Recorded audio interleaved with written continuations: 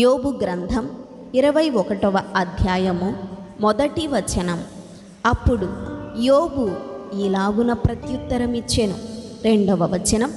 నా మాట మీరు జాగ్రత్తగా వినుడి, నా మాట మీ ఆదరణ మాటకు ప్రతిగా నుండుగాక. 3వ వచనం. నాకు సెలవిచ్చిన ఎడల నేను మాటలాడెదను, నేను మాటలాడిన తరువాత మీరు అపహాస్యము చేయవచ్చును. 4వ వచనం. నేను మనుష్యుని గురించి మొర్రపెట్టుకొన్నానా? లేదు గనుక నేను ఎలా ఆతురపడకూడదు. 5వ వచనం. నన్ను తేరిచూచి ఆశ్చర్యపడుడి, నోటి మీద చెయ్యి వేసుకొనుడి. 6వ వచనం. నేను దాని మనస్సునకు తెచ్చుకొనిన ఎడల నాకేమీయో తోచకున్నది, నా శరీరమునకు వణుకు పుట్టుచున్నది. 7వ వచనం. భక్తిహీనులు ఏల బ్రతుకుదురు, వారు వృద్ధులై బలాభివృద్ధి ఏల నొందుదురు. 8వ వచనం. వారుండగానే వారితో కూడా వారి సంతానము, వారు చూచుచుండగా వారి కుటుంబము స్థిరపరచబడుచున్నది. 9వ వచనం. వారి కుటుంబములు భయమేమియు లేక క్షేమముగానున్నవి, దేవుని దండము వారి మీద పడుటలేదు. 10వ వచనం. వారి గొడ్లు దాటగా తప్పక చూలు కలుగును, వారి ఆవులు ఈచుకపోక ఈనును. 11వ వచనం. వారు తమ పిల్లలను మందలు మందలుగా బయటికి పంపుదురు, వారి పిల్లలు నటనము చేయుదురు. 12వ వచనం. తంబుర స్వరమండలములను పట్టుకొని వాయించుదురు, సానిక నాదము విని సంతోషించుదురు. 13వ వచనం. వారు శ్రేయస్సు కలిగి తమ దినములు గడుపుదురు, ఒక్క క్షణములోనే పాతాళమునకు దిగుదురు. 14వ వచనం. వారు నీ మార్గములను గూర్చిన జ్ఞానము మాకక్కరలేదు, నీవు మమ్మును విడిచిపొమ్మని దేవునితో చెప్పుదురు. 15వ వచనం. మేము ఆయనను సేవించుటకు సర్వశక్తుడగు వాడెవడు? మేము ఆయనను గూర్చి ప్రార్థన చేయుట చేత మాకేమి లాభము కలుగును అని వారు చెప్పుదురు. 16వ వచనం. వారి క్షేమము వారి చేతిలో లేదు, భక్తిహీనుల యోచన నాకు దూరముగా నుండునుగాక. 17వ వచనం. భక్తి శూన్యుల దీపము ఆర్పివేయబడుట అరుదు కదా, వారి మీదికి ఆపద వచ్చుట బహు అరుదు కదా. 18వ వచనం.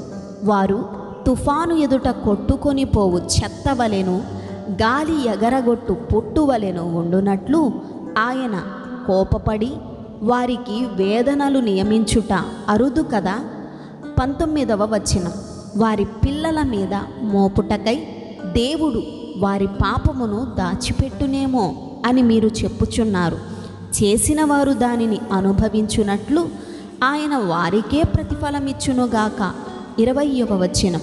వారే కన్నులారా తమ నాశనమును చూతురుగాక, సర్వశక్తుడగు దేవుని కోపాగ్నిని వారు త్రాగుదురుగాక. తమ జీవిత కాలము సమాప్తమైన తరువాత 21వ వచనం. తాము పోయిన తరువాత తమ ఇంటి మీద వారికి చింత ఏమి? 22వ వచనం. ఎవడైనను దేవునికి జ్ఞానము నేర్పునా, పరలోకవాసులకు ఆయన తీర్పు తీర్చును కదా. 23వ వచనం. ఒకడు తన కడవలలో పాలు నిండియుండగను, తన ఎముకలలో మూలుగ బలిసియుండగను. 24వ వచనం. సంపూర్ణ సౌఖ్యమును నెమ్మదియును కలిగి నిండు ఆయుష్యముతో మృతి నొందును. 25వ వచనం. వేరొకడు ఎన్నడును క్షేమమును దాని నేరుగక మనోదుఃఖము గలవాడై మృతి నొందును.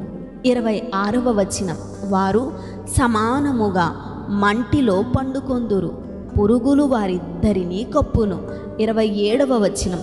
మీ తలంపులు నేనెరుగుదును, మీరు నా మీద అన్యాయముగా పన్నుచున్న పన్నాగములు నాకు తెలిసినవి. 28వ వచనం. అధిపతుల మందిరము ఎక్కడనున్నది, భక్తిహీనులు నివసించిన గుడారము ఎక్కడ ఉన్నది అని మీరడుగుచున్నారే.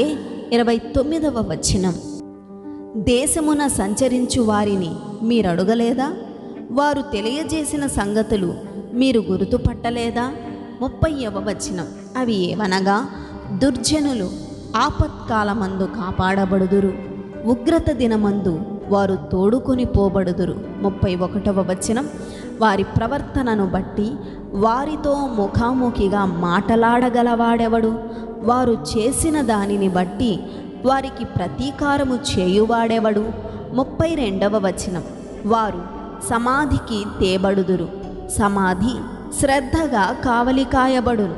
33వ వచనం, పల్లములోని మంటి పెళ్ళలు వారికి ఇంపుగానున్నవి, మనుష్యులందరూ వారి వెంబడ పోవుదురు, అలాగుననే లెక్కలేనంత మంది వారికి ముందుగా పోయిరి.